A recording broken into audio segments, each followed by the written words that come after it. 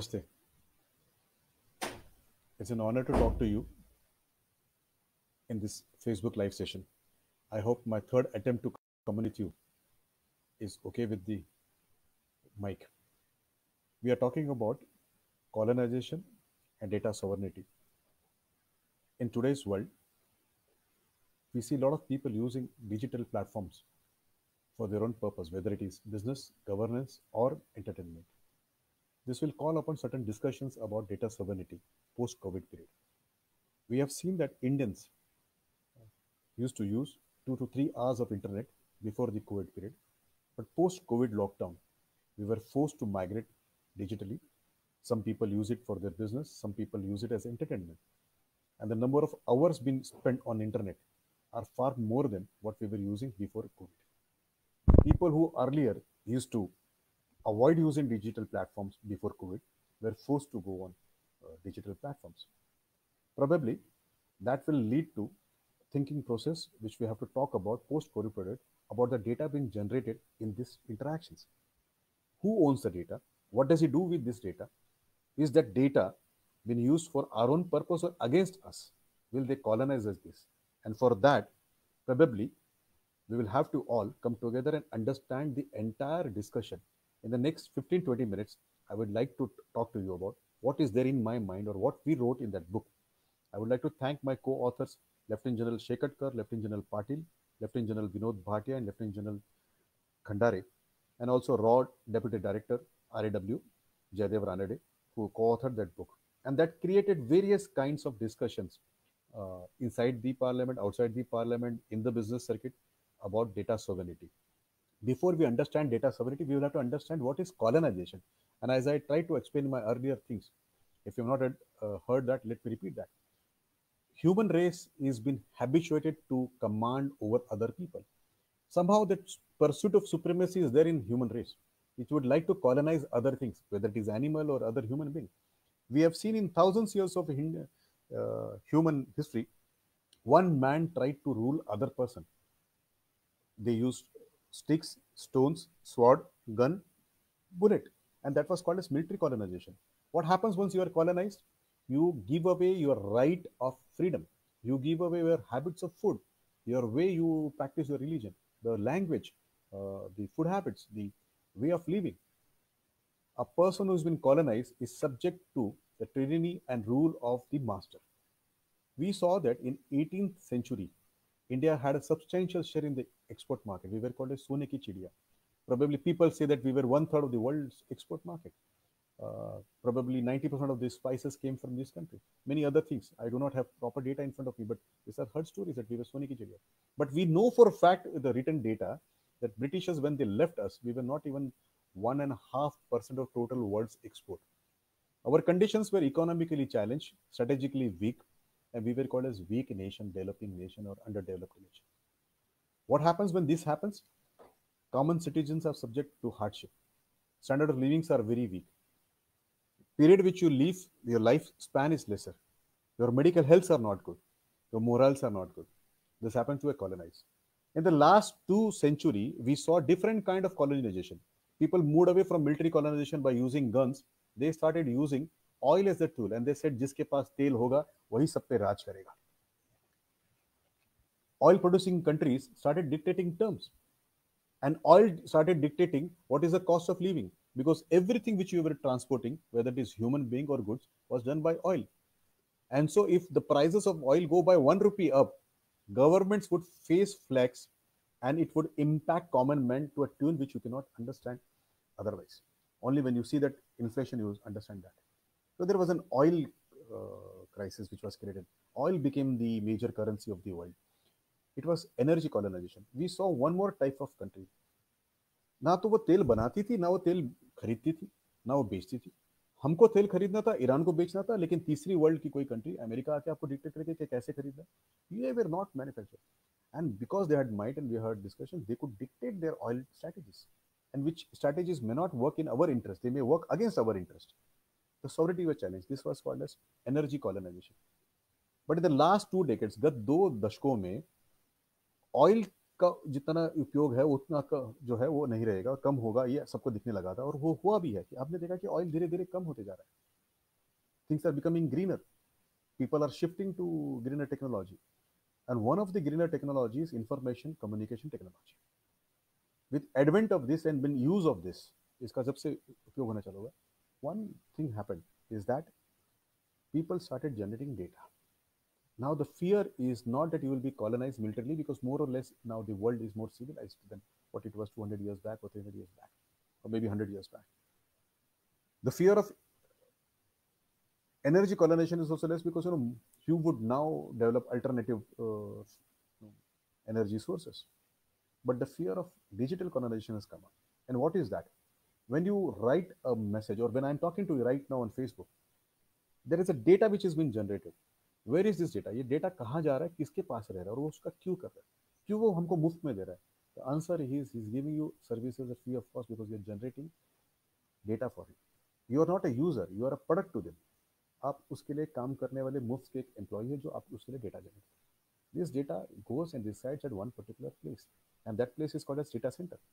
These data centers collect this data in a structured format which can be retrieved and been used once again by using many computing powers. One of them is artificial intelligence, and maybe another things. The computing power which is there, which can analyze this data, generates a lot of information which can be used to take decisions.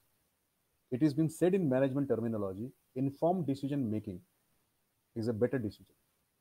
In old days, they would collect data, sensors, or any other data about land by doing surveys, keep them in records. It is to take time to collect the data, and these to take time to process the data. So the decision making was taking time over the period. But yet, who had the data could take decisions, what decisions to be taken. Now, with ICT coming in, the same thing can be done very fast. So the speed has come in.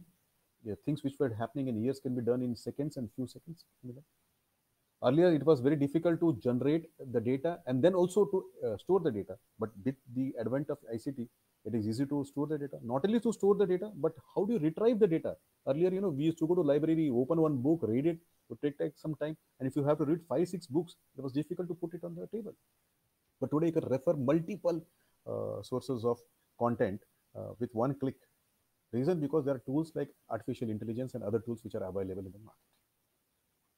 Just think, somebody who has your data runs the data for his own advantage, does analysis, he understands you, he understands your behavioral pattern, he understands your psychology, he understands your buying capacity, आपके जेब में कितने पैसे, and then pumps in his ideas, manipulates your mind to take decisions which are favorable to his needs.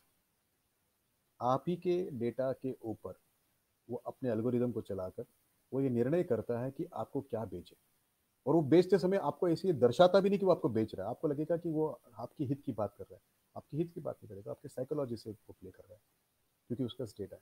आपको की जो जरूरत है उस जरूरत की उसके बारे में उसके पता है.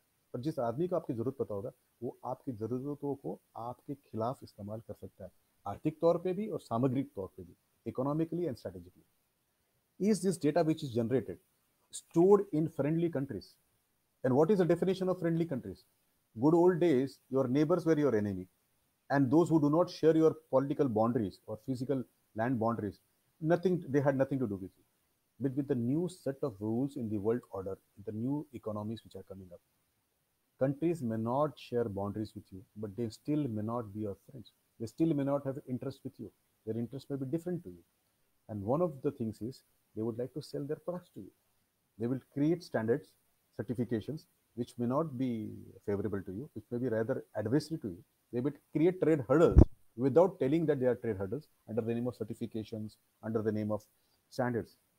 The denial regime would continue by using polished words of patents, certifications, and you may not be. And why don't you wonder sometimes? We are 130 crore people. Our economy is such an enormous economy. We have got fantastic brains who could do things. Then why could not we make products which will be helpful? We use large chunk of mobiles, but hardly produce mobiles. We use large chunk of laptops. I'm yet to understand which company makes indigenous laptops for us. We use social media, be it be Facebook, Twitter, LinkedIn. Some people use TikTok, Zoom. Why can't we have indigenous technology? Why can't we make it? We saw a political storm on the aircrafts being procured from France. I always wonder, do we don't have people who could create that kind of alternative? This thing? You at home when I run washing machine, which is imported, the car is imported. What makes us uh, import everything? Reason is because we don't have IPs and IPRs, and we don't have IPR, and that leads us to economical slavery because when you buy these products, you have to pay patent fees to somebody else. Now, who takes the decision? How it has been taken? In earlier days, they would generate data in megabyte, so decisions were taken as per the data which was collected. Then things started in gigabyte. With COVID and migration of non-user of technology to user of technology, the data sets which are generated will run in zettabytes. This will tell not only the person who gets information, the need which you have, what you are doing, what kind of person you are, what is your taste, what is your customs, what are your practices, what are your decision making abilities. They will also come to know about your geographical presence, where exactly you are standing. So they would know that in Noida sector 44, in that particular places, there are 80 people who are searching for dal. The moment they have this information, they may trigger this information to their customer who would like to know that, and you will see advertisements of dal coming on your mobile, WhatsApp, or lap emails, or some kind of a way they will inform you. Now this information, if it is for your betterment, I have no problem. If the advertisement come to product, enhance capability to sell of the product, even then we can overlook it. But think about one thing: if this information is used against you, or you're being forced to buy things, for example, you get mails and information which talks about some medicine which will take care of an illness, and it comes repetitively in front of you, your mind may tend to accept that. Your mind may tend to accept that. People may start giving certification and sermons over that, and resultant will be masses will start that product, that medicine which is not certified or mean good in your interest, and somebody will make money out of it. And we have been hearing about these pharma cartels long. There are some examples which I would like to share with you. 2 years back, we were talking, and I attended 130 television debates. Let me repeat, 130 television debates, and all big channels, whether it is NewsX, India Today, CNN, Mirror Now, so did height it did 30-35 discussion on Aadhaar, and I was present there. And they would object on one thing: college that data being collected is there is a leakage, and the leakage can hamper their privacy, their civil liberties. And all the 130 debates, I said the same thing which I said in the first one. I never spoke anything which is new, and I did not have anything which is different than that. And I'm going to tell you that right now also. But I saw a persistent push by a set of people, be it be the anchor or be it be the co-panelist, trying to defame that particular part. Now, there are three parts to it. One is the technical challenge, whether the data, the architecture of that particular database is right or wrong. Answer maybe, let us assume it is wrong. I'm saying assume it is wrong. Well, we all know technologies may have problem. Microsoft has thousands of problem. It sends patch just regularly. Many other equipments which you buy have inherent. We have seen car manufacturers coming out publicly saying that we have problem with our car and we have fixed it. Technologies may have bugs which can be repaired technologically. Technology will be obsolete, and technology will be cannibalizing another technology. New technology will cannibalize the old technology. So it may happen. I don't have the debate over that, and that discussion can be done. Whereas all the authorities, people from Aadhaar, UIDA always said that the technology is perfect, there is no leakage. Yet there were a set of people who tried to create confusion. And the confusion went to such a level that one day my driver asked me, साहब वो safe होता है कि नहीं होता है? मैंने उनको पूछा, आपको समझ में आता है टेक्नोलॉजी का? आता है सर, समझ में नहीं आता, लेकिन कई लोग बोल रहे हैं जी. So the way is somebody deliberately pushed a debate on that particular technology. And I've been telling that if there is a bug, please tell us what is the problem. I'm sure the leaders there in UIDA will take care of that. And let us go to second part, is that if there is a leakage where the data was sold by somebody. चोरी तो हुआ ही है. Criminal procedure code क्यों आया, IPC क्यों आया? Because समाज के अंदर गंदगी थी, समाज में कुछ लोग बदमाशी करते थे, they were booked under this and the cases taken over. So the data, if it has been leaked or it has been sold by black marketers, The law will take care of it. No, no, my privacy is at risk. But what happens with the data which you give? And why are you connecting this? So when I asked, see, if you see voter database and Aadhaar, many things are common in voter database. Also, your names are taken, your address is taken, your age is recorded, your gender is recorded. What Aadhaar takes is two more things. It takes your biometric metrics. What is the wrong in that? But people who were talking against Aadhaar always said it will be used against me. Well, when you go on Facebook Live, when you use Facebook, when you use YouTube, when you use Twitter, don't you put your what videos? You share voluntarily your address. When you go overseas, you are more than happy to put your biometrics on the country which takes you. You try to take a visa in Europe, or you go to USA or China, they would ask you to put your fingerprints as if you're a criminal. And we are more than happy to put that. We don't object to that. But when your own country takes the data, and why? What will be the data will be used for? The data will be used for giving you G2C services, government to citizen services. And also this data will be used for planning purpose. कितने लोग इस इलाके में रहते हैं, तो यहाँ पे कितना पानी देना चाहिए, इसको रोड के एक्सेस देना चाहिए कि नहीं देना चाहिए, कितना बड़ा रोड होना चाहिए, यहाँ राशन की दुकान हो क्या नहीं, यहाँ पे हॉस्पिटल कितने हो, ये सारी इन्फॉर्मेशन कब कहाँ से मिलेगी? जब पॉपुलेशन का मैट्रिक्स होगा, सेंसस का मैट्रिक्स होगा, और ये जो मल्टीपल कार्ड से ड्राइविंग लाइसेंस को निकाल दे. But there was a big lobby which was working on this. And friends, I wondered, and then I had an opportunity to talk to senior people there in the system. Why are this? And to my surprise, those people who were opposing Aadhaar, many of them were genuine people who thought Aadhaar is not good, and I respect them for that. They thought, they may not have done this. Some people who were debating did not like the establishment. They were against the government which is there and implementing it. Their philosophy is different. So they took this as to be a tool to fight, a weapon to fight with the government. I even give them credit कि जब आपको सत्ता से दुश्मनी हो तो सत्ता के साथ में आप इस तरह से लड़ाई कर सकते हैं.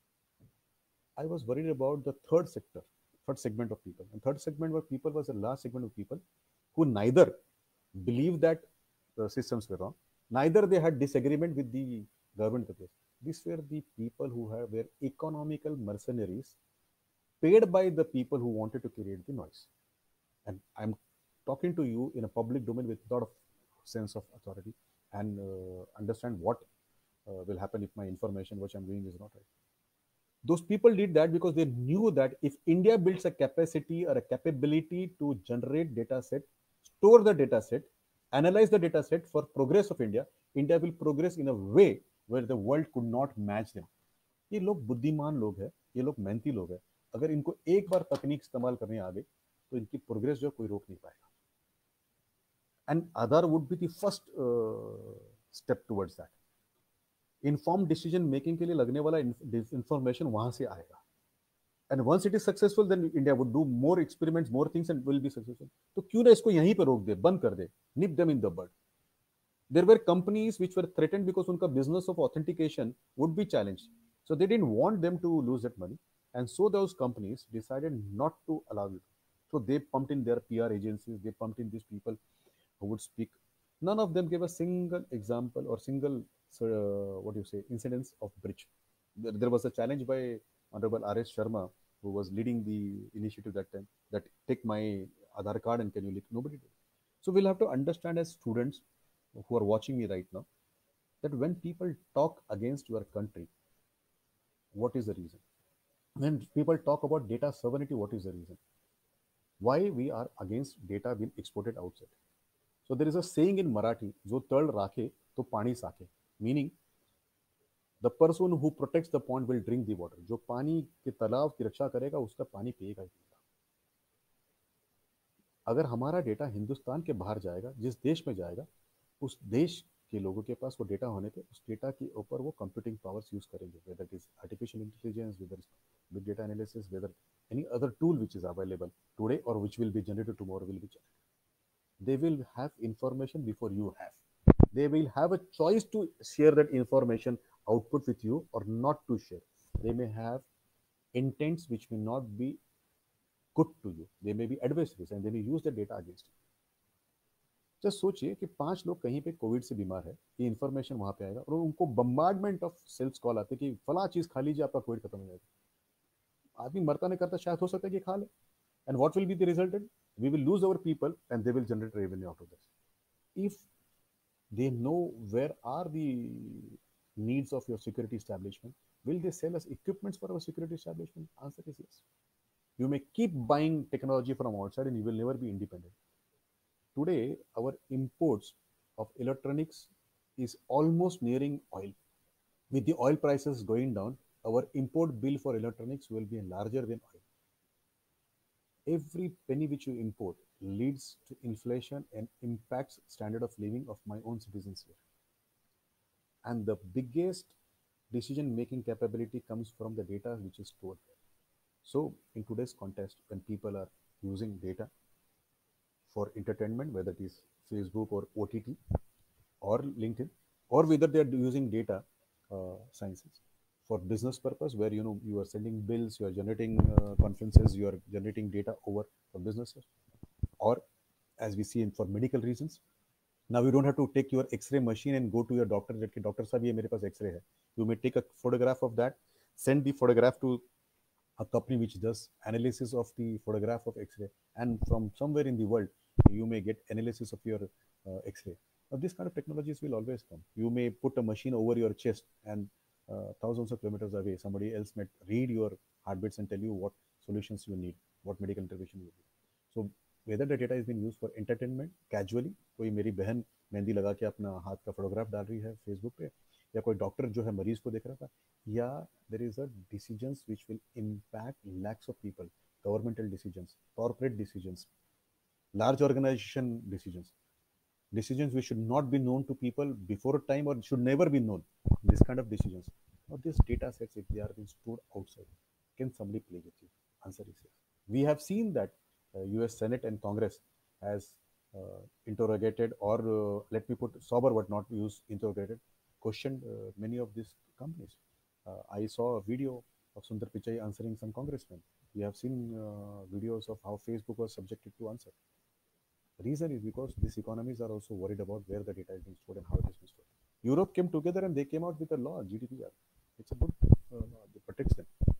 We in India still are sending our data outside. Then some Gyani comes and says that data are three types. One is strategic data which should never go outside the country or never go outside the organization. Second one is critical data which should go outside the country only with permission or should rather not go out. But uske बाद चर्चा होती है. And a green data which can always flow out because it's a common man's data. Well, there is nothing called as green, orange, and red. Data is data. Asmita hoti. This information is information which will be used for you and against you. So endurance. Some people came together, Lieutenant General Patil, Lieutenant General Shekatkar, Lieutenant General Bhatia, Deputy Director of RAW, Jaydev Ranade, myself, Bharat Panchal. We had a discussion. Then we talked to seniors. We wrote a book, why there should be data sovereignty. Data बाहर जाने से क्या होगा, data कैसे हिंदुस्तान में रहना चाहिए. And we were fortunate, Honorable Sunil Ambekar ji, then National Organizing Secretary, Rashtriya Sangathan Mantri ji, inaugurated the book in Delhi last year. A debate started happening in this country, and we see now the debate has gone to various levels. And the moment this debate started, there were lobbyists who started talking about privacy, data will be used by the authorities. आपको हिंदुस्तान की police का भी वो data इस्तेमाल करेगी, इसका डर है. विदेशी ताकतें आपका डेटा इस्तेमाल करेगी, उसके बारे में कोई आपकी चर्चा नहीं है. Please tell me one thing. If somebody uses a data against you and he is not an Indian, it is okay. That part is okay. But if an Indian uses it for the betterment of this country, you have a problem. Friends, we'll have to create this debate. We have to take this debate to the larger level. I'm thankful to ABV Himachal. मैं बहुत बहुत धन्यवाद देता हूँ think India के. They have discussed this topic. It is necessary that our students start talking about this, start questioning the authorities, start questioning the people before signing the blue tick of all okay on the data side. Generate data, keep the data as low as possible, try not to sign off all your liberties immediately, try to log out of the tools frequently and re-log in their tools. Make sure you don't become digital slave. Our fight will continue for data sovereignty. Indigenous tools should come out. If we can ask our authorities, if we can ask our government, if we can ask our corporate honchos, why don't we have an alternate to Facebook's, LinkedIn's, WhatsApp? What stops us? If China can do it, if other economies can do it, why can't we do it? Every time somebody tells me Israeli technology lie hai, my head goes down with a shield. Israel is very small. It is equivalent to NCR region, maybe double of that, population wise and also geography wise and also GDP wise. Very, very small. So people are fantastic. The determination is fantastic. And see, today world fears them on security. We import a lot of technology from them. Why can't we create that same kind of sense of belongingness and fight? I have trust in my technicians. I'm sure our bureaucrats also work in the interest of the country. Leadership also works. There is some missing link, and this missing link can be overcome if we all start pushing our government towards that. Fortunately, this government is a good government, considering government, nationalist government. They push things which will help India to grow. So the voice is heard easier and faster compared to any other government. We should take advantage of this situation and let our rulers know, let the decision makers know, let the bosses sitting in Delhi know that we students want to have indigenous technology, whether it is social media, whether it is business tools which are being used, whether they are medical tools or whether they are strategic tools. We would like that India stops importing, rather starts exporting anything and everything. The day our balance sheet with each country will be positive, where we will be on the receivable from each country, that is a day we could call Sujalam Suflam Bharat. I would like to thank everybody who heard me. I hope I made sense. If you have any questions, you can write it. I will try to answer them right now, or else you can also write the questions to me on my email ID or my Twitter or my Facebook. Thank you very much.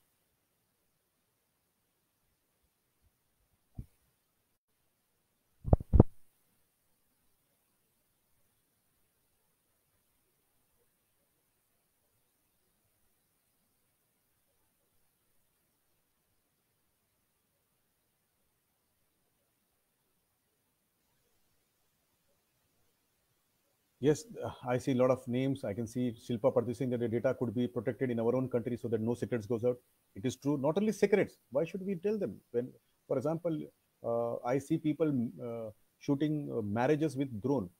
Just think about the data goes out. I see my sisters putting their photographs and videos on basically child. This thing. Have you ever gone on black market or a dark web and these photographs are used by pawns, pedophiles? This can be, so we'll have to protect interest, and this interest can be only protected if we have data within our control. The law enforcement agencies, if they have access to the data, they can investigate if there is any criminal breach to this data. There is a question with by Mr. Mishra that somebody raised a question on Arogya Setu. I don't know whether Aadhaar, Arogya Setu really have any breach. If they are there, technology may have breaches and this thing which can be plugged. But why did Rahul Gandhi only raise question on Arogya Setu? I have one question to Rahul Gandhi. Why is he not raising question on Facebook, on Twitter? Why he has never raised? I'll give you one example. Recently, if you see my Twitter campaign which I've been running is, Twitter took money from Khalistan terrorists and promoted tweets of Khalistan. Why can't we all come together? Why can't this gentleman who is raising question on Aragya Setu and on Aadhaar can raise questions to Twitter? How dare you take money from terrorist organizations to promote uh, Break India forces? And why don't we all come together and force central government to take punitive actions against Twitter for promoting Khalistan ads? That should be the question, Mr. Mishra. There are some questions on my WhatsApp also. Do we have capability to have indigenous social media platforms? Well, the person who has asked me has requested me not to put the name. So let me tell you, there are two ways to do challenge. China took the public route. China took the governmental route of competing with the West. They are communist country. They have a controlled economy. They can take decisions, and their governmental mechanism can do it, and they can force it. We are lucky. We have a democracy. We believe in transparency. We may not force it. So, government of India can have two things. One, we have very good organizations like NIC, CDOT, CDAC, BEL, other organizations. We can come together and create platforms, whether it is hardware or software or applications. They can create them and give to the people at the cost of taxpayers' money. Anywhere they are doing it, they should be doing it. Or I would suggest through your medium, and we all can write it to central government that post-COVID there will be challenge of job. We have very good organizations like Infosys, TCS, Wipro, Mastec, some Patni. They're large organizations. They have been there for two decades, three decades. And we have individuals who have just passed out of from engineering college, be it be Palampur, be it be Salem, be it be Guwahati, or be it be Kutch. be it be IIT or a regional engineering college or even some local college. People are fantastic in their solution. And we have a great program like Digital India program. We have budget for it. Government can come out and say that we will give interest-free loan to those people who come out with alternate. And we should migrate to that. Senior leaders should migrate to the Indian platforms. So this can be done. I hope the question is answered to the WhatsApp. There is one more question on my WhatsApp that somebody is asking me: will law enforcement agencies act against me if they have access to the information and if the information is stored in India? Well, gentlemen, one, why would law enforcement agency uh, access your data? Are they sitting so idle? Why would do that? Are you a criminal? Are you a fugitive where the data will be collected by you, them? And in case somebody is criminal and law enforcement agency sees the data, if somebody is doing some criminal activity, why should they not access the data? They should be doing it. And let me tell you, Income Tax Act, which was there for decades, I don't know when it was enacted, decades. Through that, your financial transactions have been seen by the state. So now what will happen if the state sees you digitally? Only thing is the decision making capability will be faster. And people like you and me who are common citizens who pay taxes and are tax abiding, law abiding, tax paying citizens, we don't have a problem if law enforcement agencies check our accounts. The problem is only to the people who break the law. When I come on Facebook, Twitter, I talk things in legal way. I talk in way which is moral. Write the language which my mother can read and never feel bad about me, or my daughter can see and feel not bad about. If somebody is writing which is illegal, immoral, language which cannot be read by family members, action should be taken against this. So, what is the harm if it has been done? So, I would like to thank everybody. You gave me an opportunity to address you. We will keep meeting. Those who are interested to talk to me further can tweet me on @VINITGOENKA.